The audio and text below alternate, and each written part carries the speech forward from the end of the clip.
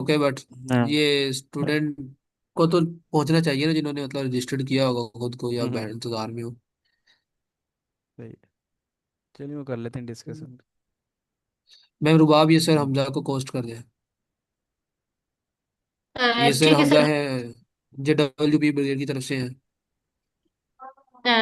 Sir आपके आवाज clear नहीं थी, क्या कहा अभी आपने?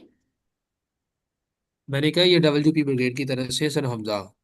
ठीक हो ये गया, उनकी ठीक। तरफ से कोर्सेज को चेक करते हैं, और कोई सुजेशन हो तो ये देते हैं, या कहीं को ऐड पॉइंट करना हो तो ये करते हैं।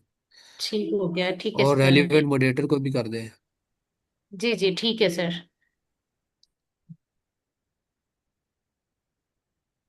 तो आज टीच किसने करना है? ठीक है मैडम सुमीन, हम कर देते हैं करेक्ट।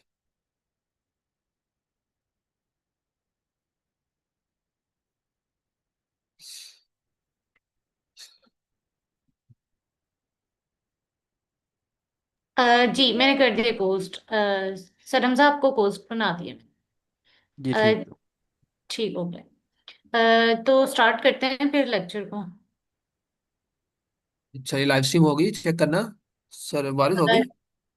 जी जी, स्टार्ट होगी आई थिंक। ओके जी। ये हैंड रेज मेरा ही हुआ, चलिए मैं कर जी लेता सर, हूँ। होगी, लाइव स्ट्रीम हो रही है। जी जी, हो गई। चलिए मैडम आप शुरू कर सकते हैं। चलें, ठीक हो गया सर, थैंक यू। ठीक है, स्टार्ट करते हैं फिर। स्क्रीन शेयर है आप लोगों के साथ? जी ठीक हो गया। स्क्रीन विजिबल हो रही है सबको? जी यस विजिबल है। मैम। Yes ma'am. अच्छा, कल जो कल जो सर हमाद ने दिया था, उसके अंदर ये था कि हमने HTML का इंट्रो देखा। हमने देखा था कि वेबसाइट किस तरह से बनाई जाती है। अगर वेबसाइट के ऊपर काम करना है तो उसके लिए सबसे पहले हमें क्या चीजें सीखनी होती हैं, जो भी था। और उसके साथ हमने अपनी आउटलाइन देखी थी। हम HTML से मूव करेंगे वर्डप्रेस तक। तो सबसे पहले अगर हम HTML की बात करें तो HTML इसका होता है स्ट्रक्चर, फिर CSS होती है स्टाइलिंग, और जावास्क्रिप्ट होता है इसका ब्रेन। तो आज हम स्टार्ट करते हैं HTML को। इसकी जो फुल फॉर्म होती है उसको कहते हैं हम हाइपर टेक्स्ट मार्कअप लैंग्वेज। और इसका जो है सिंटेक्स कुछ इस तरह का होता है कि हमारे पास जो होता है डॉक टाइप होता है, HTML इस तरह के टैग्स होते हैं इसमें। ये स्टार्टिंग टैग होता है। उसके बाद हम एक HTML का टैग लेते हैं। वो HTML के कंप्लीट टैग के अंदर हमारे पास कुछ फर्दर टैग्स आ जाते हैं, हेड का आ गया, टाइटल का आ गया, बॉडी का आ गया। इसी तरह से हम फिर उसके अंदर फर्दर जो भी हमने टाइप करना होता है वो चीजें आ जाती है। अब जो हम डेवलपमेंट वैसे जो स्टार्ट करते हैं हम, तो हमारे पास बहुत ज्यादा आईडीज आ गए हैं, VS कोड है, इसी तरह से फर्दर हैं। लेकिन जब स्टार्ट की जाती थी पहले वेब डेवलपमेंट, वो नोटपैड से स्टार्ट की जाती थी। मतलब ये स्ट्रक्चर आपको कंप्लीट खुद से लिखना होता था। लेकिन अगर हम VS कोड की बात करें तो VS कोड में अगर आपको करना है तो इसको अभी देख लेते हैं। अब यहाँ पे फॉर एग्जांपल अगर आपको ये कंप्लीट स्ट्रक्चर चाहिए ना, ये जो HTML का बेसिक स्ट्रक्चर होता है, तो इसके लिए हम क्या करते हैं, हम एक्सक्लेमेटरी मार्क लगाते हैं और हमें वो एंटर करते हैं तो वो पूरा स्ट्रक्चर खुद से दे देता है। वो जो सारा बेसिक स्ट्रक्चर था, डॉक टाइप HTML का टैग था, HTML के टैग के अंदर हेड टैग है, बॉडी टैग है, वो सारा उसने खुद दे दिया। अब ये टाइटल टैग जो होता है, ये टाइटल के अंदर हमारे पास ये चीज आती है। आप ब्राउजर के अंदर जब आप कोई भी चीज ओपन करते हैं, तो ये जो ब्राउजर के अंदर ये ऊपर आ रहा होता है ना, ये बेसिकली इधर लिखते हैं हम। यहाँ पे आपने जो अपने ब्राउजर में शो करवाने, यहाँ पे वो टाइटल लिखेंगे। इधर हम अपना जो है सेशन का नेम आजकल लिख देते हैं, हमारा ये सेशन 2 है, तो ये लिख दिया हमने। तो जब हम इसको करेंगे तो ये हमारे पास सेशन 2 ब्राउजर में आ जाएगा। अब वैसे ही इसको लाइव करने के लिए हमारे पास डिफरेंट सेक्शंस होते हैं, लेकिन आपने क्या करना है, गो लाइव के लिए हमारे पास यहाँ पे आता है पैकेजेस में एक्सटेंशंस होती हैं। गो लाइव की एक्सटेंशन होती है, ये आप लोगों ने करनी होती है डाउनलोड। अब हमारे पास बेसिकली गो लाइव की एक्सटेंशन को यूज क्यों करते हैं, उसकी रीजन ये होती है कि हमारे पास अगर हम इसके बगैर करते हैं काम तो हमारे पास वो चलता तो है ब्राउजर, लेकिन फॉर एग्जांपल अगर आपने बॉडी में पहले एक काम किया, आपने एक हेडिंग शो करवा दी, अब उस हेडिंग में आपने फर्दर कोई चेंजेस करनी है, कोई नया टेक्स्ट ऐड करवाना है, तो वो ब्राउजर पे डायरेक्टली नहीं नजर आएगा, आपको क्या करना पड़ेगा, स्क्रीन को लोड करना होगा। तो वो स्क्रीन की जो लोडिंग है वो फिर उससे हम लोग जो है बचने के लिए क्या करते हैं, हम ये एक्सटेंशन को यूज करते हैं। जब आप गो लाइव के ऊपर क्लिक करेंगे ये ब्राउजर में ओपन हो जाएगा आपका। अब यहाँ पे फॉर एग्जांपल, अब यहाँ पे अगर देखें तो ये देखें ये आपके ब्राउजर में आ गया, और जो हमने जो टाइटल दिया था वो हमारे पास टाइटल ऊपर आ गया है। अब यहाँ पे इसलिए कुछ नहीं शो हो रहा क्योंकि हमने यहाँ पे भी कुछ बॉडी में ऐड नहीं किया। अगर मैं यहाँ से ये एक H1 और एक पैराग्राफ का टैग उठा लूं और यहाँ पे लगा दे हम बॉडी के अंदर, अब हमारे पास ये शो हो जाएगा। ये देख रहे हैं? एक हेडिंग थी माय फर्स्ट हेडिंग, एक पैराग्राफ था माय फर्स्ट पैराग्राफ, उसके अंदर लिखा हुआ था। तो अब ये यही चीज मैंने आपको, अब देखे मैंने कोई ब्राउजर की रिफ्रेशिंग नहीं की, कोई आके ब्राउजर को लोड नहीं किया खुद से मैनुअली। वो क्या है कि जब आप ये वाली एक्सटेंशन को यूज करते हैं गो लाइव की, तो वो क्या करती है ऑटोमेटिकली जैसे आप चेंज करते हैं तो वो यहाँ ब्राउजर पे भी आपकी चेंज कर देती है। अच्छा, ये तो था हमारा बेसिक स्ट्रक्चर और किस तरह से हमने देखना है गो लाइव एक्सटेंशन को कैसे यूज करना है HTML के अंदर, ये कर ली। अब हम इसके अंदर बात करते हैं कि फर्दर इसके अंदर HTML के अंदर चीजें क्या होती हैं। तो फर्दर HTML के अंदर अगर हम देखें तो हमारे कुछ टैग्स आ जाते हैं। अब ये वाले टैग्स तो आप लोगों को क्लियर है कि टाइटल क्या करता है, हेड के अंदर क्या लिखा जाता है, HTML और ये चीज। और बॉडी के अंदर हमारी वो चीज आती है जो हमने शो करवानी होती है। अभी हमने बॉडी के अंदर कुछ नहीं लिखा था तो हमारा जो पेज था वो बिल्कुल ब्लैंक था, कुछ भी नहीं आ रहा था क्योंकि हमने बॉडी के अंदर कुछ नहीं लिखा था। जब हमने इसके अंदर एक हेडिंग लगा दी, पैराग्राफ लगा दिया, तो क्या हुआ कि हमारे पास वो हेडिंग शो हो गई। अब इसी तरह से फर्दर इसके अंदर हमारे पास HTML के टैग्स होते हैं। हमारे पास जो हमने अभी यूज किया वो था हेडिंग 1। अब HTML के हमारे पास हेडिंग्स चलती हैं 1 to 6। सबसे बड़ी हेडिंग हमारी होती है हेडिंग 1 और H6 सबसे स्मॉलेस्ट होती है। अब यहाँ पे ये जो होता है, जब आपने हेडिंग 1 के लिए कोई चीज यूज करनी है तो H1 यूज करेंगे। अगर कोई पैराग्राफ यूज करना चाहते हैं, आप अपनी कोई ऐसी वेबसाइट बना रहे हैं जहाँ पे आपको पैराग्राफ की नीड है, तो आप क्या करेंगे, उसके लिए एक पैराग्राफ टैग लेंगे, P का टैग। और उसके बाद इसको स्टार्ट करना है। सबसे पहले एक और चीज रिमाइंड रखनी है कि टैग अगर स्टार्ट करेंगे उसको क्लोज भी करना है आपने। और दूसरा कि इसमें जो है केस सेंसिटिव होता है ये। आप कैपिटल P यूज नहीं कर सकते, क्यों? क्योंकि हमारे पास ये टैग्स जो हैं ऑलरेडी बिल्ड इन है, डिफाइंड है, तो इसलिए हमने इनको एज इट इज यूज करना होता है। अब ये हमारे पास फर्स्ट हेडिंग होती है, पैराग्राफ हो गया, और ये होता है BR का टैग होता है हमारे पास ब्रेक करने के लिए। हमने एक पैराग्राफ के अंदर एक लाइन को ब्रेक करना है तो हम उसके लिए यूज करते हैं। अगर ये टेक्स्ट लिखा हुआ है सम HTML हैव नो कंटेंट, और ये पूरा पैराग्राफ है लेकिन मैं कंटेंट के बाद ये जो फर्दर लाइन है इसको नेक्स्ट लाइन पर लेकर जाना चाहती हूँ, तो यहाँ BR का टैग यूज होता है और वो लाइन को ब्रेक कर देते हैं। अब ये वाली एग्जांपल जो है हमने यहाँ पे अभी खुद से देखी कि हमने क्या किया, एक फाइल बनाई test.html के नाम से। ऐसे ही है, test.html के नेम से उसके अंदर बेसिक स्ट्रक्चर रखा। टाइटल हमने सेशन 2 का दिया। बॉडी के अंदर हमने अपनी एक हेडिंग लगा ली जो H1 थी, और उसके बाद एक पैराग्राफ लगाया और उसको ब्राउजर पे देख लिया। यहाँ तक क्लियर है? कोई क्वेश्चन?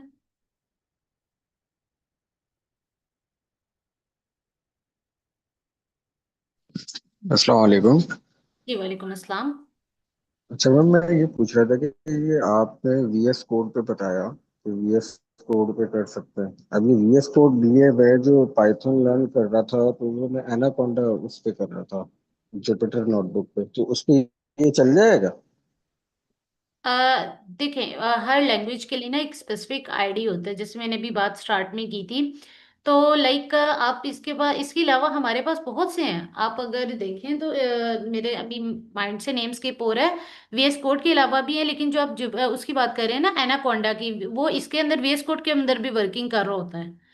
लेकिन वो ये होता है कि कुछ आपको फंक्शनैलिटीज उसकी नहीं मिलती, तो जुपिटर उसके लिए ज्यादा बेस्ट रहता है। अगर आपने इस तरह के कोई काम करने पाइथन रिलेटेड करने हैं तो उसके लिए जुपिटर यूज कर रहे होते हैं, गूगल कोलैब को यूज कर रहे होते हैं, तो उसके लिए वो स्पेसिफिक आईडी यूज कर रहे होते हैं आप। हो इसमें भी जाता है, मेरे पास भी अभी पाइथन जो है इसके अंदर इंस्टॉल है, एनाकोंडा मेरे पास है VS कोड में, मैं यूज कर रही हूँ। लेकिन कुछ फंक्शनैलिटीज ऐसी होती हैं जो कि स्पेसिफिक होती हैं, तो फिर उसके लिए फिर हम उसी के ऊपर मूव करते हैं, तो वो ज्यादा बेटर रहता है। क्लियर है पॉइंट? यस मैम, तो अभी मैं VS कोड डाउनलोड करूँ? जी जी, VS कोड डाउनलोड कर लें हम। Okay ma'am. ठीक हो। अ, अच्छा नेक्स्ट, इस तरह से कि हमारे पास पेज स्ट्रक्चर कुछ इस तरह से होता है, जो कि हमने ऑलरेडी डिस्कस कर लिया है कि सबसे पहले HTML का टैग होता है, फिर उसके बाद हेड आ जाता है, हेड के अंदर कोई ना कोई हमारा पेज का टाइटल होता है, और बॉडी के अंदर जो भी काम हमने करना है वो हम बॉडी के अंदर करते हैं। लाइक आपने अपनी वेबसाइट पे कुछ भी शो करवाना है, आप अपनी पोर्टफोलियो की वेबसाइट बना रहे हो, आप अपनी रस्में बना रहे हो, आप कुछ भी कर रहे हो, लाइक एक ब्लॉग भी बना रहे हो, ब्लॉग वेबसाइट भी बना रहे हो, तो आपने क्या करना है कि जब भी इस इधर ब्राउजर के ऊपर कुछ शो करवाना है तो वो बॉडी के अंदर लिखेंगे। अगर बॉडी के अंदर नहीं लिखेंगे, इस बॉडी के टैग के अंदर, तो यहाँ पे कुछ शो नहीं होगा। लाइक मैं इसको भी कमेंट कर दूं, अगर मैंने इसको कमेंट कर दिया, अब कुछ भी नहीं शो हो रहा। कमेंट का मीन्स ये होता है कि हमने उस कोड को हाइड करवा दिया है, वो VS कोड उसको रीड नहीं करेगा, प्रोग्रामिंग लैंग्वेज उसको रीड नहीं कर रही। अब जब इसको अनकमेंट करेंगे और आकर देखेंगे तो बॉडी के अंदर वो टेक्स्ट आ रहा है। तो ये चीज होती है कि हमने जो भी चीज शो करवानी है बॉडी के अंदर हम लिखेंगे उसको। इसी तरह से कुछ हमारे पास एडिटर्स आ जाते हैं इसके अंदर। एडिटर्स लाइक हमारे पास, जैसे मैंने अभी बात की थी कि किस किस के अंदर आप ये चीज कर सकते हैं, तो हम नोटपैड में भी कर सकते हैं। टेक्स्ट एडिट भी होता है जो कि मैक के लिए यूज हो रहा होता है। इसी तरह से कुछ और HTML के हमारे पास एडिटर्स मिल जाते हैं, ऑनलाइन भी एडिटर्स होते हैं, लेकिन ऑनलाइन का बेनिफिट हमें इस सेंस में नहीं होता, लग के लाइक आप किसी प्रोजेक्ट पे वर्क कर रहे हैं तो आपके पास ऑनलाइन फिर वो चीजें ठीक से सेव नहीं होती, प्रोजेक्ट स्ट्रक्चर नहीं आप ठीक से बिल्ड करते कर सकते, तो इसलिए आप क्या करते हैं अपने सिस्टम के अंदर उसको डाउनलोड कर लेते हैं। अब अगर हम कुछ बेसिक्स देख लें HTML की, तो हमारे पास कुछ एग्जांपल्स इस तरह से हैं इसके अंदर कि हमारे पास डिक्लेरेशन होगी, हेडिंग्स हमने देखी हैं अभी कि हमारे पास हेडिंग्स क्या होती है, पैराग्राफ्स भी हम लोगों ने देखे हैं। अब अगर इसमें एक और बात की जाए तो इसके अंदर होता है लिंक्स।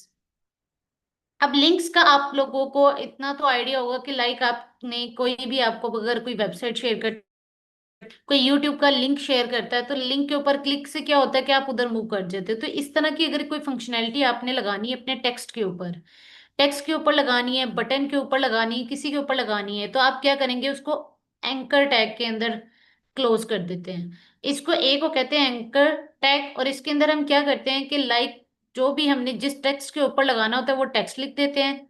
और इसके अंदर एक हमारे पास इसकी एक फंक्शनल एट्रीब्यूट होता है href का। इसके अंदर हम वो लिंक देते हैं जहां पे हम उसको मूव करवाना चाहते हैं। लाइक अगर फॉर एग्जाम्पल, अगर मैं इसको यहां से कॉपी करूं और यहाँ पे अगर हम देखें कि फॉर एग्जाम्पल हमने यहाँ पे लिख दिया मूव टू W3 स्कूल, ये एक हमारा था टेक्स्ट। अब आते हैं ब्राउजर पे। अब आप ये देखें कि वो ब्लू हो गया है क्योंकि ये एक एंकर टैग में क्लोज है, मींस लिंक बन गया है। अब हम जब इसको क्लिक करेंगे तो ये हमें कहाँ पे लेके जाएगा, W3 स्कूल के ऊपर ले आएगा, क्योंकि हमने इस वेबसाइट का उसको लिंक दिया था। तो ये इस तरह से होता है हमारे पास कि हमने क्या किया कि वो एक टेक्स्ट था उसको लिंक बना दिया। किस तरह बनाया कि एक टैग के अंदर क्लोज किया, href एट्रीब्यूट के अंदर उसका लिंक दिया वेबसाइट का, तो क्लिक पे क्या हुआ, ऑटोमेटिकली वो उस पेज पे मूव हो गया। इसी तरह से हमारे पास जो होता है इमेजेस का टैग होता है, इसके थ्रू हम इमेजेस को इंपोर्ट कर सकते हैं। लाइक अगर हमने कोई इमेज दिखानी है तो हम क्या करेंगे, उसको इसके थ्रू करेंगे। हमारे पास इमेज टैग के अंदर जो है ये दो चीजें होती हैं, दो से तीन चीजें होती हैं। लाइक आपने उसके SRC के अंदर उस इमेज का पाथ होता है। ऑल्टरनेटिव के अंदर, ऑल्टरनेटिव हमारे पास बेसिकली ये होता है कि लाइक किसी भी वजह से जो है हमारी इमेज शो नहीं होती, लाइक कोई इंटरनेट इशू हो जाता है, कुछ भी होता है, लोड नहीं हो रही या लोडिंग में भी टाइम है, तो क्या होता है उसकी जगह पे, इमेज की जगह तब तक वो अल्टरनेटिव टेक्स्ट शो होता है। और दूसरा इसमें एट्रीब्यूट्स होते हैं विड्थ और हाइट के, जिसके थ्रू हम अपनी इमेज की विड्थ और हाइट को सेट करते हैं। अगर यहाँ पे हम एक इमेज को यूज करके देखें, तो यहाँ पे उस इमेज का हमें पाथ देना होगा। अब यहाँ से हम ऐसे करते हैं कि एक इमेज जो है यहाँ पे रख लेते हैं अपने VS कोड के अंदर।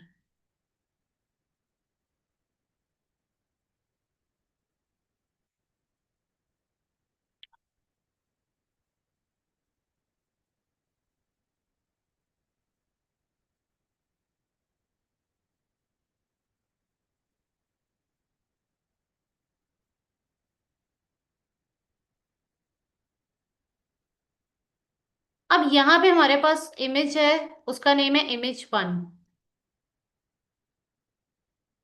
उसने सजेशन भी दे दी।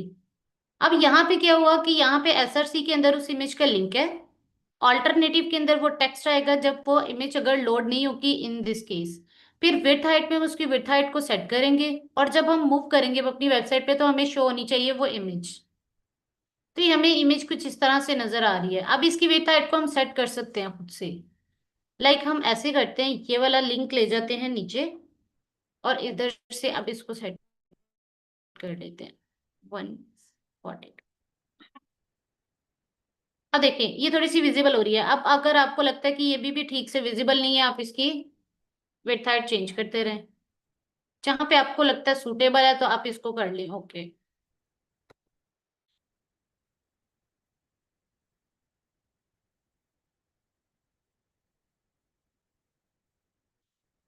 ये देखें इस तरह से हमने क्या करना होता है कि हमारे पास जो 6 टैग्स थे हेडिंग के, हेडिंग 1 2 3 4 5 6, अब हम ऐसे करते हैं कि हेडिंग्स को भी देख लेते हैं जो हेडिंग 1 2 3 है।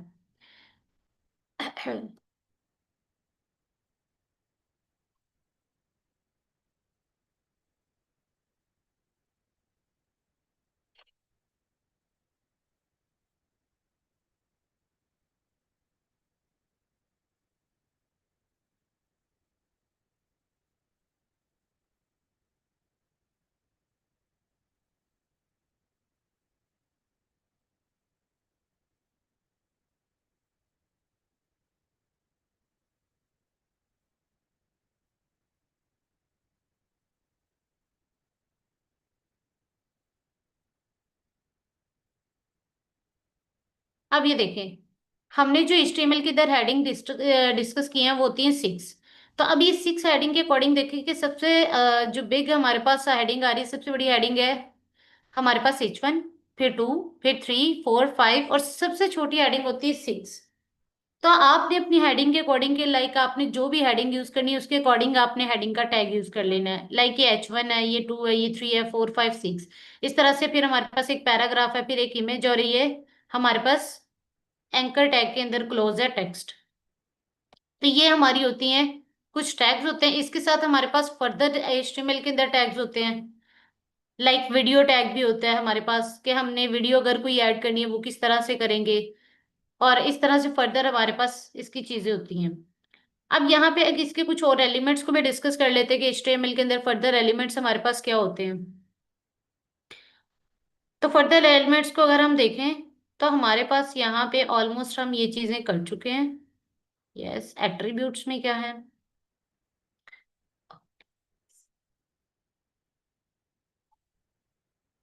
अच्छा, इमेज की जितने एट्रीब्यूट्स हैं वो आपको क्लियर है?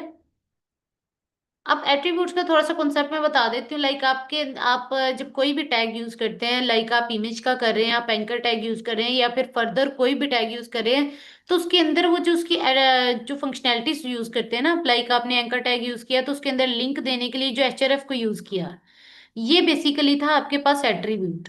इनको हम बोलते हैं एट्रीब्यूट। और आपने जब इमेज यूज की, इमेज का टैग यूज किया है, तो आपने इमेज के टैग के अंदर एक तो इमेज के लिंक के लिए SRC यूज किया है, उसके ऑल्टरनेटिव टेक्स्ट के लिए ऑल्ट यूज किया है, फिर उसकी विड्थ हाइट सेट करने के लिए विड्थ हाइट के कुछ पैरामीटर्स यूज किए हैं। तो इन सबको हम बोलते हैं एट्रीब्यूट्स। किसी भी टैग के अंदर जब हम इस तरह की कोई भी पैरामीटर्स यूज करते हैं तो उसको हम एट्रीब्यूट्स कहते हैं।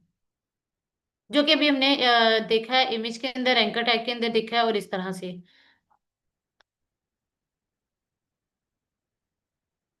हेडिंग्स भी क्लियर हैं, पैराग्राफ्स भी क्लियर हैं हमारे, और स्टाइल्स।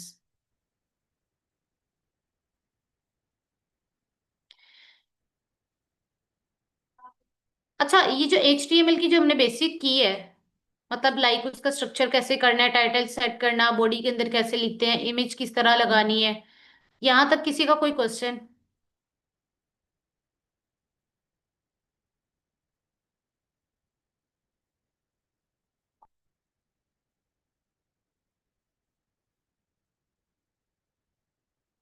हेलो। आपकी आवाज आ हाँ रही है। मैम ये क्वेश्चन किया करे सारे हाँ मैम मेरा क्वेश्चन रहा एक। हमने जो जी। ये पहले ट्रैक्स होते हैं, उसके बाद एट्रीब्यूट, ये दो हैं, और ये एलिमेंट क्या है? ठीक है, एलिमेंट्स बेसिकली हम इसी को कहते हैं ना, ये जो टैग्स होते हैं आपके, ये देखें, लाइक जो भी आपने टैग्स यूज किए हैं ये आपके एलिमेंट्स ही तो हैं। ये स्टार टैग है, ये एलिमेंट मीन्स के वो क्या बता रहा है आपको, क्या करना चाह रहे हैं आप उस टैग के थ्रू। जो टैग है उसका पर्पस बताता है एलिमेंट हमें, कि हम लाइक अगर हमने कोई एक एलिमेंट बनाना है, ये सेक्शंस होते हैं, लाइक आपने ये एक बनाया, ये हमारा एक एलिमेंट था हेडिंग का, ये हमारा पैराग्राफ का एलिमेंट था, ये इमेज का एलिमेंट था, और ये फर्दर कंटेंट थे। तो लाइक वो एलिमेंट बनाने के लिए आप कौन सा टैग यूज करते हैं, वो सारी चीजें एलिमेंट्स के अंदर आ जाती हैं। Okay ma'am, okay. ठीक हो गया। नेक्स्ट किसी और का कोई क्वेश्चन?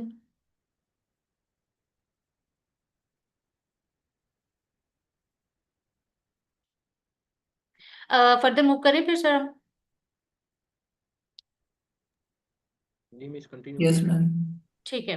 अच्छा, अब बेसिकली ये चीज होती है कि HTML के अंदर ये इतनी ही चीजें होती है, फर्दर इसमें बहुत से हमारे पास टैग्स आते हैं, वो आप लाइक खुद करते हैं तो वो एक्सप्लोर होती रहती हैं चीजें। लेकिन हमारे पास जो मेन जो चीजें यूज होती है मोस्टली यही रिपीटेशन होती है, लाइक हम हेडिंग्स यूज कर रहे होते हैं, पैराग्राफ्स को कर रहे होते हैं, इमेजेस लगी होती हैं या फिर लिंक्स लगे होते हैं। जितनी भी आपने वेबसाइट से मूव किया होगा, आपको यही चीज मिलेगी कि लाइक उसमें कोई ना कोई हेडिंग होगी, कोई पैराग्राफ इंप्लीमेंट होगा, इमेज आ रही होगी या फिर लिंक लगे होंगे। इस तरह से फिर फॉर्म्स आ जाते हैं आगे। तो फर्दर हम उसको फिर जैसे ही मूव करेंगे तो वो चीजें देखेंगे। तो अब इसको थोड़ा सा देख लेते हैं स्टाइलिंग के पॉइंट ऑफ व्यू से, लाइक अभी मैंने यहाँ पे एक रैंडम सा टेक्स्ट दिखाया है, आप इसको ब्यूटीफाई भी कर सकते हैं। लाइक आज आपकी क्लास ही कंडक्ट होती है, इस सेशन के बाद आप क्या करें, आप एक छोटा सा स्मॉल सा पेज रेडी कर लें अपने HTML के थ्रू। लाइक आप अपना सेल्फ के ऊपर कर लें, लाइक पोर्टफोलियो की तरह ऊपर नेम मेंशन करवा दें, नीचे अपने बारे में आप लिख लें, अबाउट का सेक्शन बना लें, फिर अबाउट के सेक्शन के बाद समथिंग कोई इमेज इंप्लीमेंट कर ले, लिंक्स लगा दें। इस तरह से करके मतलब मैम आप थोड़ा सा ये जूम कर दें। ये VS कोड सर।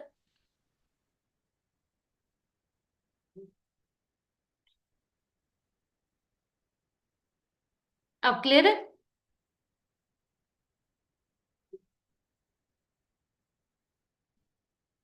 अब क्लियर है सर? Yes ma'am. ठीक है। अच्छा, अभी तक जो हमने किया है ना HTML के अंदर, ये जो सारी चीजें की हैं, ये मैंने भी रैंडम टेक्स्ट आपको दिखाया है। अब लाइक आप इसको एक ब्यूटीफाई फॉर्म में भी कर सकते हैं। इसके बाद एक छोटा सा टास्क आप परफॉर्म कर लें। उसमें क्या करें, आप अपना जो है एक पोर्टफोलियो के ऊपर कर लें कि आप अपना नेम मेंशन करें। उसके ऊपर क्या करें, बाद में अपने बारे में कुछ एक अबाउट का सेक्शन बना लें, कुछ इमेजेस वगैरह ऐड करनी वो कर लें, कोई लिंक्स वगैरह इंप्लीमेंट कर लें। तो ये सारी चीजें आप एक छोटा सा टास्क आप परफॉर्म कर सकते हैं HTML के थ्रू जो है। आप थोड़ी सी स्टाइलिंग भी बता देती हूँ, आप क्या करेंगे उसके ऊपर स्टाइलिंग भी थोड़ी सी इंप्लीमेंट कर लेना जो टास्क आप परफॉर्म करेंगे। अब स्टाइल्स, अब हमारे पास जो हमने चीज देखी थी ना कि हमारा बेसिक स्ट्रक्चर तो हो गया, कि हमने जो ये चीज बनानी थी, लाइक हमने क्या किया, टाइटल भी दे दिया ब्राउजर को, उसके ऊपर कुछ ना कुछ डिस्प्ले भी करवा दिया कंटेंट। अब हमने इसको थोड़ा सा स्टाइल भी करना है, लाइक हम चाहते हैं कि किसी का कलर चेंज हो जाए, कोई बैकग्राउंड कलर इंप्लीमेंट हो जाए। तो इस चीज को करने के लिए हम क्या करेंगे, फिर हम चाहते हैं CSS के ऊपर। तो CSS हमारे पास बेसिकली क्या होती है, इसको हम कहते हैं कैस्केडिंग स्टाइल शीट्स। अच्छा, वैसे उस पे CSS पे जाने से पहले जो है, हम इसमें ये भी देखेंगे कि हमारे पास जो होती है HTML के अंदर फर्दर चीजें भी होती हैं, उनको पहले डिस्कस करते हैं फिर हम CSS पे मूव करते हैं। लाइक लिंक और इमेजेस हमारे पास हो गए हैं, और फेविकॉन्स को भी हम डिस्कस कर लेते हैं। हम CSS को करेंगे बाद में डिस्कस। अच्छा, ये फेविकॉन्स बेसिकली क्या होते हैं कि लाइक अगर अभी आप देखें W3 स्कूल को, तो आपको इसके साथ ये आइकन नजर आ रहा है, ये स्मॉल सी इमेज W3 की, ये इसको बोलते हैं फेव आइकन। इसको बोलते हैं फेव आइकन। लाइक आपने अपने टाइटल के साथ, अगर हम अभी देखें तो हमारे टाइटल के साथ कोई भी नहीं आ रही इमेज, लेकिन W3 स्कूल के साथ आ रही है क्योंकि उन्होंने ऐड की हुई है। तो यहाँ पे अगर आप अपने टाइटल के साथ कोई इमेज को डिस्प्ले करवाना चाहते हैं तो आप क्या करेंगे, फिर फेव आइकन के थ्रू उस चीज को देखेंगे। अब वो किस तरह से ऐड होती है, लाइक आप क्या करते हैं कि हेड के टैग के अंदर एक लिंक का टैग लेते हैं, फिर उसी तरह से उसके अंदर क्या करते हैं, इमेज का यूआरएल देंगे और उसकी टाइप बता देंगे कि किस टाइप की है। तो जब आप ये करते हैं तो आपके पास क्या आता है कि एक फेव आइकन आ जाती है। अब यहाँ पे इसके कुछ फॉर्मेट्स भी होते हैं, लाइक आप आपके ब्राउजर के अकॉर्डिंग वो आ जाता है कि आप पीएनजी में रखें या फिर ये वाले आपने फॉर्मेट चूज करना है या फिर एसवीजी रखना है। तो ये सारा उसके अकॉर्डिंग होता है। लाइक अगर हम अभी यहाँ से अगर एक फेव आइकन लगाना चाहें, तो अभी के लिए तो कोई फेव आइकन नहीं है मेरे पास, तो इसको इम्प्लीमेंट कर लेंगे बाद में। तो अभी पेज टाइटल को अगर देखें हम, तो पेज टाइटल आई थिंक तो ये वही है जो हम लोग डिस्कस कर चुके हैं।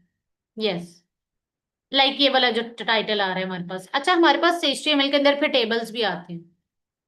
टेबल्स होती हैं, लिस्ट्स होते हैं, हेडर्स होते हैं। इस तरह से हमारे पास वो जो होते हैं स्लाइडर्स भी होते हैं। अब अगर टेबल की बात करें तो टेबल की इसमें डिफरेंट टाइप्स होती है, लाइक सिंपल टेबल भी होता है और इस तरह के टेबल्स भी होते हैं कि लाइक एक व्हाइट में फिर ब्लैक और इस तरह की सारे टेबल्स हमारे पास आ रहे होते हैं। अगर हमने कोई टेबल जनरेट करना है तो उसका हमारे पास स्ट्रक्चर कुछ इस तरह से होता है।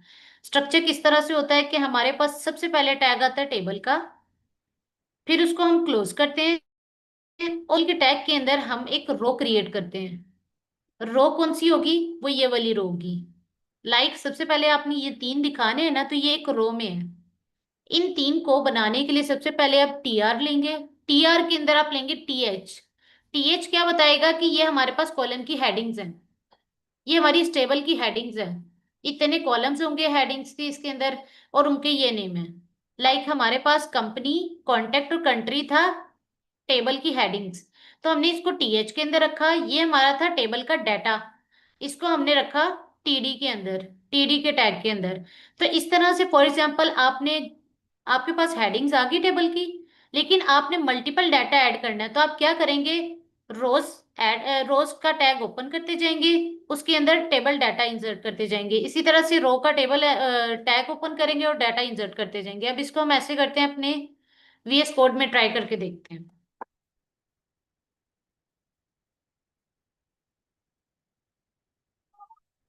अब यहाँ पे आप देखें तो आप, अब हमारे पास यहाँ पे ये टेबल है, इसको व्यू करते हैं जरा ब्राउजर पे हमारे पास किस तरह से आता है ये टेबल। अब ये टेबल कुछ इस तरह से आ रहा है। अब ये कुछ इस तरह से इसलिए आ रहा है क्योंकि इसके ऊपर कोई स्टाइलिंग इंप्लीमेंट नहीं है।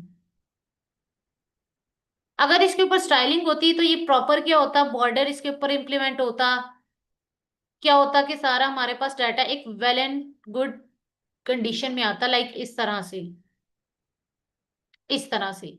तो ये सारी चीजें, अब यही बताने का पर्पस होता है आपको कि स्ट्रक्चर तो आप बिल्ड कर लेते हैं HTML के थ्रू, लेकिन फिर उसकी बात आती है स्टाइलिंग की, कि उसको गुड लुकिंग भी तो बनाना होता है हमें उस कंटेंट को। तो गुड लुकिंग बनाने के लिए फिर हम स्टाइल शीट यूज करते हैं CSS की। तो वो क्या होती है हमारे पास, CSS के थ्रू ये स्टाइल होना स्टार्ट हो जाता है। अब लाइक यहाँ पे आपके पास अभी दो रिकॉर्ड हैं, अगर आपने इनको चार करना है तो किस तरह करेंगे, आप इन्हीं दो रोज को कॉपी करें, ये जो टेबल डाटा की है, अगेन से ऐड कर दें। अब क्या होगा, यहाँ पे थोड़ा डाटा इंक्रीज हो जाएगा आपके पास।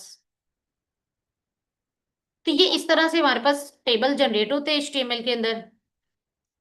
फिर उसके बाद हमारे पास टेबल की सेल, जो कि मैं ऑलरेडी आप लोगों को बता चुकी हूँ कि टेबल डाटा क्या करता है। टेबल डाटा के अंदर हमारे पास डाटा आता है जो हम अपने टेबल के डाटा के अंदर शो करवाना चाहते हैं। फिर इस तरह से फर्दर उसके अंदर रोज जो होती हैं उसको TR के थ्रू हैंडल करते हैं। टेबल हेडर्स होते हैं जो कि हमारे टेबल की हेडिंग्स होती हैं। तो इस तरह से ये हमारे पास कुछ टेबल्स के सेक्शंस होते हैं। अब हमारे पास टेबल की अगर कोई कैप्शन हमने करनी है तो कैप्शन के लिए हम कैप्शन का टैग यूज कर रहे होते हैं। इसी तरह से हमारे पास कुछ फर्दर प्रॉपर्टीज भी आ जाती है, टी बॉडी है, टी फुट है। तो ये ग्रुप के लिए यूज कर रहे होते हैं हम। लाइक इसको हम देख लेते हैं अभी।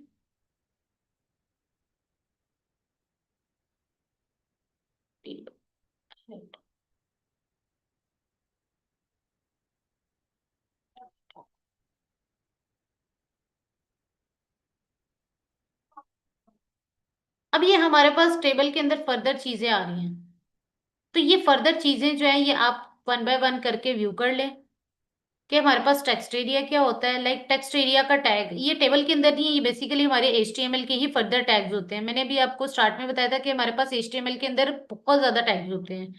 मतलब हर चीज के लिए आप यूज करते हैं, कोई टेक्स्ट एरिया लगाना है, इमेज लगानी है, लेबल लिखना है, कोई हेडिंग्स यूज करनी है, URLs लगाने हैं, ऑडियो लगानी है, वीडियो लगानी है, कुछ भी करना है, मैसेजेस के लिए अलग बनाना है सेक्शन, इवेंट्स के लिए अलग बनाना है, तो क्या करेंगे आप, हर चीज के लिए एक टैग होता है। ये HTML के टैग्स की लिस्ट है। एब्रीवेशन की है, एरिया की है, आर्टिकल कोई लिखना है, इसी तरह से आपके पास कोई कोट्स लिखने हैं आपने, उसके लिए अलग से आ जाएगा।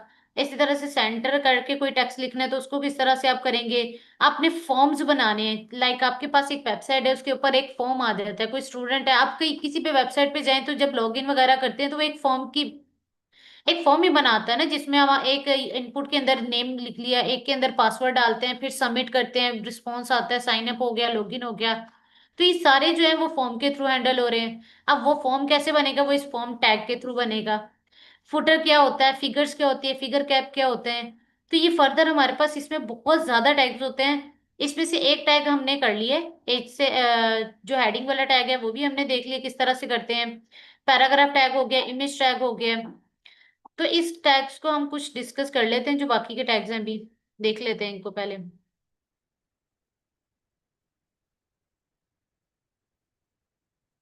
अच्छा, इसमें से जो है एक, अभी हम,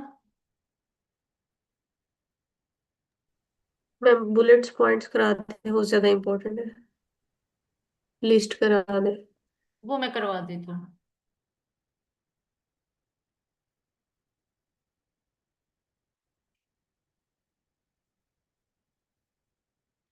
अच्छा, हमारे पास जो होती है HTML के अंदर, अगर लिस्ट आपने लाइक बनानी है बुलेट्स पॉइंट के अंदर या फिर नंबरिंग के अंदर, तो वो आप किसके थ्रू बनाते हैं, एक लिस्ट टैग होता है उसके थ्रू आप देखते हैं।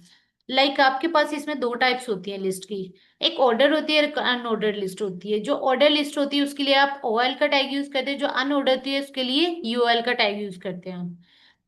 अब अनऑर्डर और जो ऑर्डर लिस्ट है उसमें क्या डिफरेंस है कि ऑर्डर लिस्ट के अंदर आपके पास नंबरिंग आ जाती है, जो अनऑर्डर होती है उसके अंदर बुलेट पॉइंट्स आ जाते हैं।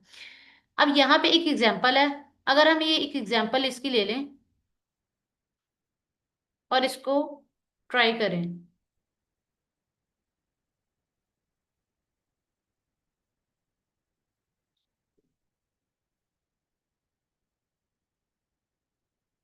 तो ये देखें, सबसे पहले हमने ऑर्डर लिस्ट का टैग यूज किया, तो ऑर्डर लिस्ट के अकॉर्डिंग क्या हुआ, उसने उसको काउंटिंग में शो कर दिया, एक ऑर्डर में 1 2 3 करके। लेकिन जब हमने अनऑर्डर को यूज किया तो उसने क्या किया, बुलेट पॉइंट्स के अंदर हमें वो डाटा दिखा दिया। तो ये होती है हमारे पास, अगर हमने कोई लिस्ट वगैरह ऐड करनी है अपनी वेबसाइट के अंदर तो उसके थ्रू हम क्या करते हैं कि हम वो बुलेट पॉइंट्स या फिर अपनी रिक्वायरमेंट के अकॉर्डिंग वहां पे हम लिस्ट ऐड कर लेते हैं। अगर ऑर्डर चाहिए तो ऑर्डर कर लेते हैं, अनऑर्डर चाहिए तो अनऑर्डर लिस्ट यूज कर लेते हैं।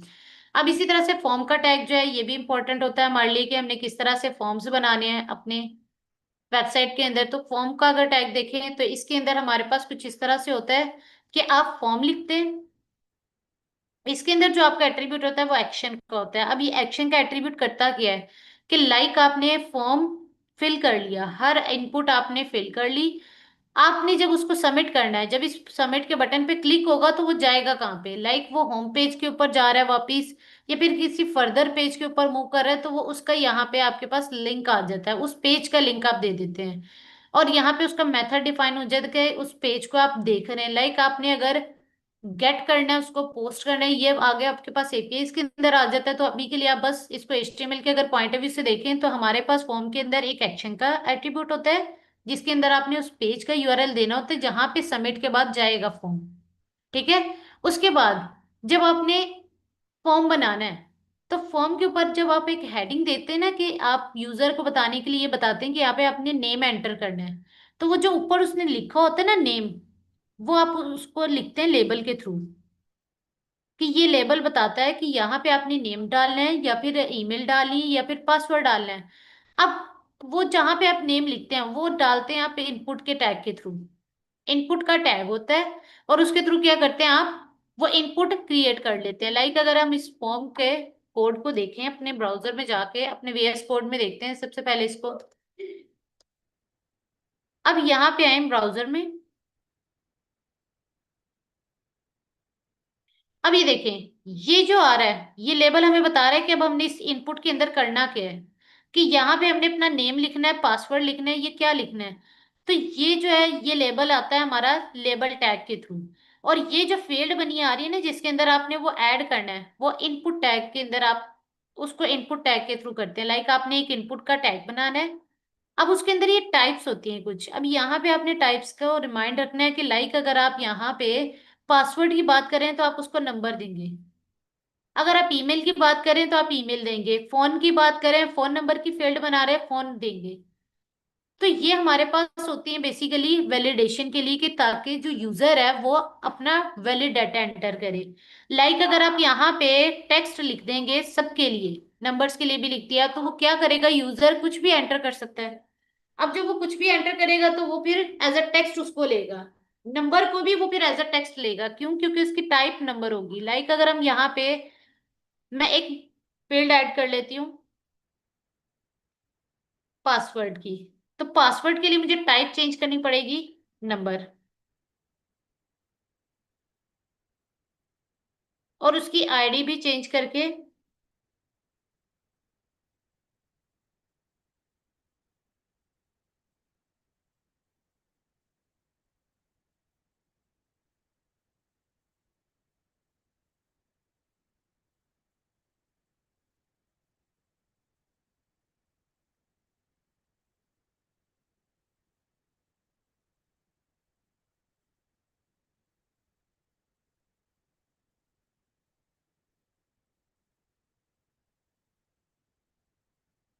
इसके लिए एक लेबल भी लगा लेते हैं।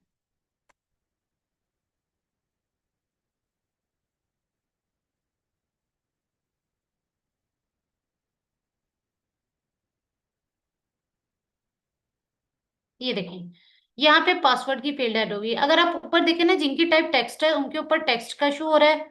अदरवाइज अगर हम यहाँ पे आए ना, तो यहाँ पे हम अगर टेक्स्ट क्लिक भी करेंगे तब भी नहीं होगा। उसने क्या कर दिया, एक हमें ये काउंटिंग में नंबर्स में शो करवा दिया कि हम कोई भी नंबर ऐड कर सकते हैं इधर। अब अगर ऊपर आई थिंक पासवर्ड के लिए पासवर्ड की ही टाइप बेहतर रहेगी। ये नंबर की एग्जांपल दी ना, वो आप जी पासवर्ड के लिए फिर जो मर्जी सेट कर लेना, टेक्स्ट रख जी लें क्योंकि हमारे पास उसमें टेक्स्ट भी आता है और हमारे जी पास जी उसके जी अल्फाबेट्स भी होते हैं। पासवर्ड जो होता है ना वो विजिबल नहीं होना चाहिए। वो डॉट डॉट में हमें शो होता है ना। तो आप उसकी जगह पासवर्ड यूज करके देखें, नंबर की जगह।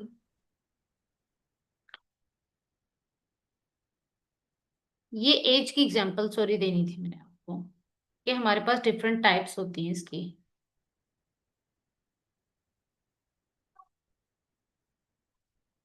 क्लियर है अब ये चीज? लाइक आपने कोई एज के लिए आपने करना है तो आप उसको यूज कर सकते हैं, जो अभी हमने टाइप यूज की थी। फोन नंबर के लिए आप फोन यूज कर लेंगे। इसी तरह से अगर फोन नंबर के लिए आप नंबर भी यूज करेंगे तो वो भी वैलिड है। पासवर्ड के लिए आप पासवर्ड यूज कर ले, ईमेल लिख रहे हैं तो ईमेल के लिए ईमेल यूज कर ले। तो इस तरह से हमारे पास डिफरेंट आ जाती हैं।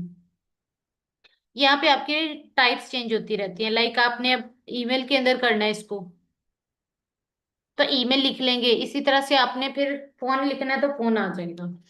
तो ये आपके पास फॉर्म के अंदर डिफरेंट तरह की फील्ड्स होती हैं। उसके बाद लाइक कोई बटन होता है, जब आप इस बटन के ऊपर क्लिक करेंगे तो जो यहाँ पे आपने लिंक दिया होगा ये उस पेज पे मूव हो जाएगा। लाइक यहाँ पे अगर हम एक और पेज बना लें, test2.html करके, और यही टेक्स्ट अभी हम करते हैं कॉपी, यहाँ पे आके पेस्ट करते हैं और दूसरा बताते हैं इसको।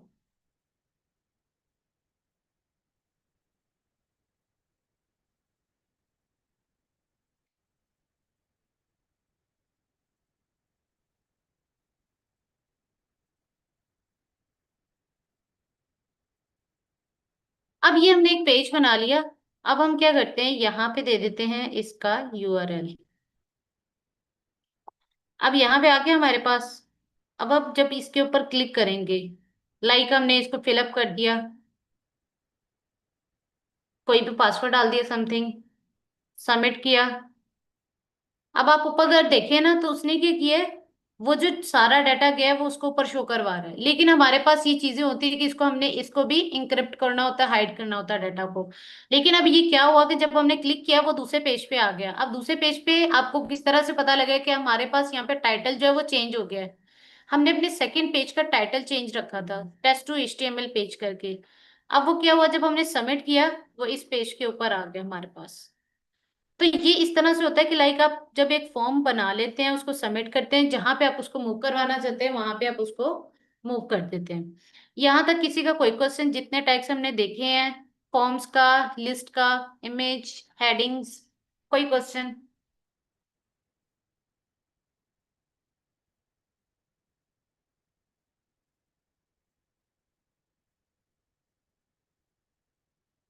ये क्लियर है सबको? जी यस मैम। चले ठीक हो।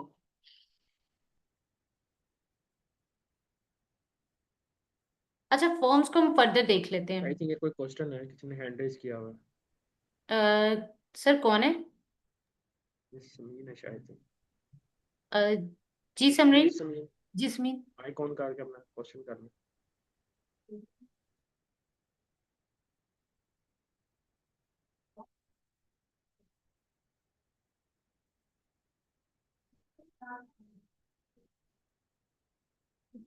जी समीन, क्या क्वेश्चन है आपका?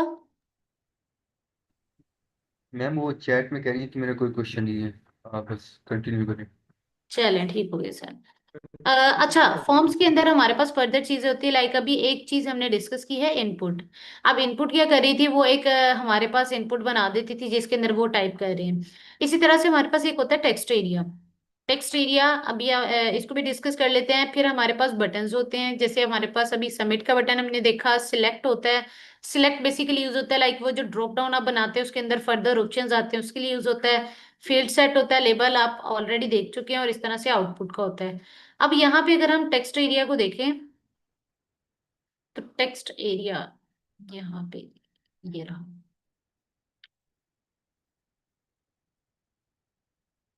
अब ये टेक्स्ट एरिया बेसिकली इस तरह से होता है।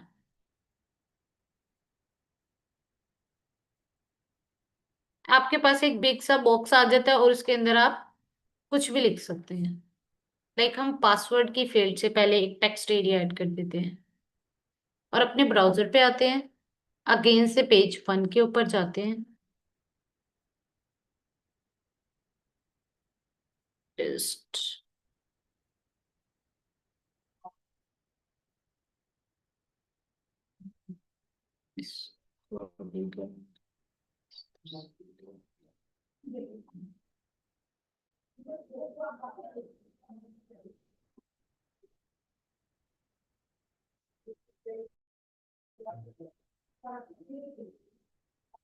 जी, ये देखें, ये जो इस तरह का बॉक्स आता है ना उसको कहते हैं टेक्स्ट एरिया। अब इसको आप ड्रैग करके लॉन्ग भी कर सकते हैं, जिस तरह भी करना चाहिए आप इसको कर सकते हैं। तो ये हमारे पास बेसिकली होते हैं टेक्स्ट एरियाज। ये टेक्स्ट एरिया होता है। इसी तरह से लाइक अगर आपने कोई बटन ऐड किया है तो जैसे हमने यहाँ पे सबमिट का किया था, बटन टैग यूज हो गया है। इस तरह से हमारे पास फर्दर जो होते हैं इसके अंदर हमारे पास अभी हमने जो देखा था टैग सिलेक्ट का। अब सिलेक्ट को भी देख लेते हैं। तो सिलेक्ट हमारे पास बेसिकली ड्रॉप डाउन के लिए यूज होता है। लाइक आपने कोई एक ड्रॉप डाउन बनाना है तो उसके लिए सबसे पहले आप उसका लेबल देंगे, फिर उसके बाद सिलेक्ट यूज करेंगे और उसके फर्दर जितने ऑप्शंस होंगे वो उसके अंदर आ जाएंगे।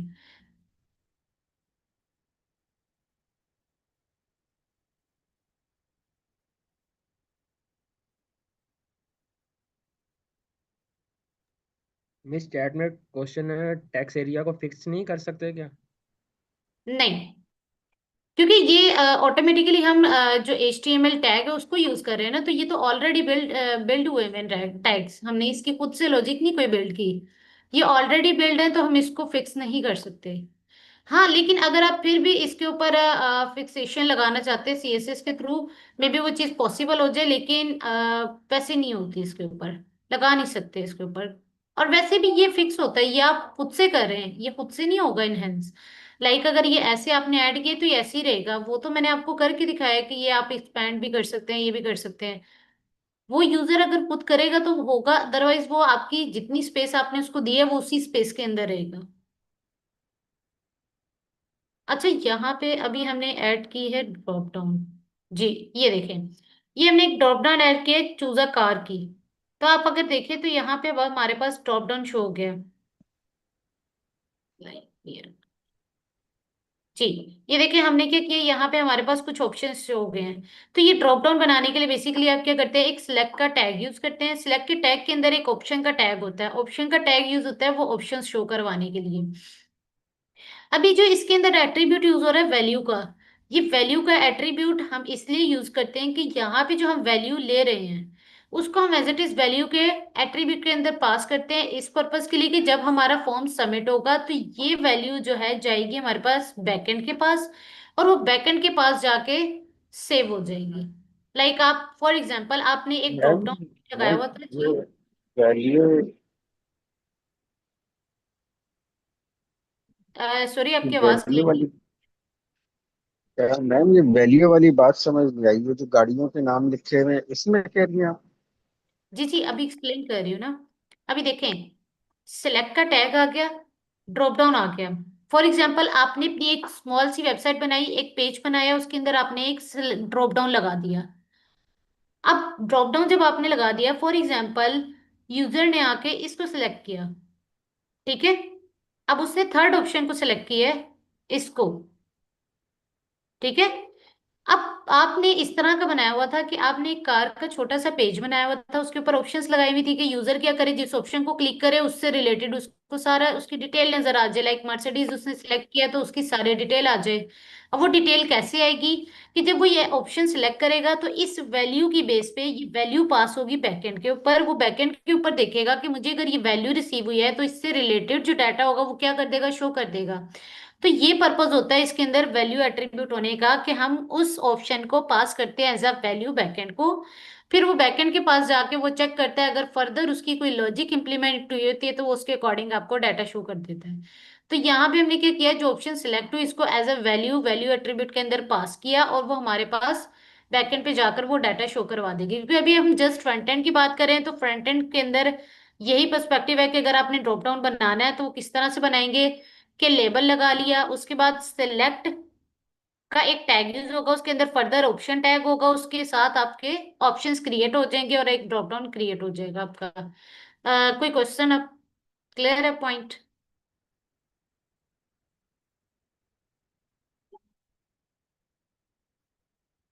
जी, जिसका क्वेश्चन था क्लियर है ये? यस मैम, मेरा एक क्वेश्चन था दूसरा कि जी जी। जो ये हम प्रैक्टिस करें बेसिक, तो कोई ऐसा तरीका हमें बताए कि जिसे बहुत सी पेजेस बना के हमारी प्रैक्टिस भी हो जाए और पोर्टफोलियो भी बन जाए। ठीक है। अच्छा, सबसे पहले तो आप ये करें ना कि जितने भी टैग्स हैं, लाइक W3 स्कूल जो मैंने अभी आपको वेबसाइट दिखाई है, ये बहुत अच्छी है। अगर वेब डेवलपमेंट आपने सीखनी है तो ये आपकी बेसिक के लिए बहुत स्ट्रांग है। आप क्या करें, यहाँ से सबसे पहले तो ये सारे टैग्स देखें नहीं करते क्या हैं। उसके बाद आप क्या करें, एक स्मॉल से पेजेस निकालें, बनाना स्टार्ट करें। कोई भी पेज बना ले, लाइक एक कार का पेज देख लें, उसको HTML के थ्रू बनाकर देखें। जैसे एक कार की भी एग्जांपल देखी, यहाँ पे एक इमेज ऐड कर लें कार की, उसके बाद उसकी कुछ नीचे डिटेल ऐड कर लें। हेडिंग्स को हेडिंग टैग यूज करके उसकी हेडिंग्स बनाए, पैराग्राफ टैग यूज करके उसके बारे में कुछ लिख लें अबाउट सेक्शन के अंदर। उसके बाद क्या करें कि एक ड्रॉप डाउन बना लें, उसके अंदर उस कार्ड्स की लिस्ट आ रही हो, उस लिस्ट के ऊपर क्लिक करें तो क्या जो भी हमने पेज का URL का देखा कि हमारे पास वो क्या हो, कि हमारे पास ये किस तरह से कनेक्टिविटी करनी है। उसके बाद लाइक कोई टेक्स्ट ऐड करें, उसके ऊपर लिंक लगा लिया, लिंक से वो कहीं और मूव हो जाए। तो ये छोटी छोटी जो चीजें आज आपने की है ना, इसके थ्रू आप अभी भी एक पेज बिल्ड कर सकते हैं। वो फिर जैसे जैसे हम मूव करेंगे स्टाइलिंग और वो चीज, जब आप खुद ही ये चीजें बनाएंगे तो पोर्टफोलियो ऑलरेडी बिल्ड होना स्टार्ट हो जाएगी। जब छोटे छोटे पेजेस बनाना है आपको आ जाएंगे ना, फिर उसके बाद आप बड़ी वेबसाइट भी बना लेंगे, पोर्टफोलियो भी आप खुद अपनी बना लेंगे। उसकी एक जो वेबसाइट होती है ना वो भी खुद से क्रिएट कर लेंगे। मैम एक ये क्वेश्चन था सिस्टम के हवाले से मैं जी। बड़ा परेशान हूँ लैपटॉप के हवाले से कि कौन सा लिया जाए, कौन सा। मेरे पास है उसकी जनरेशन 3 का है।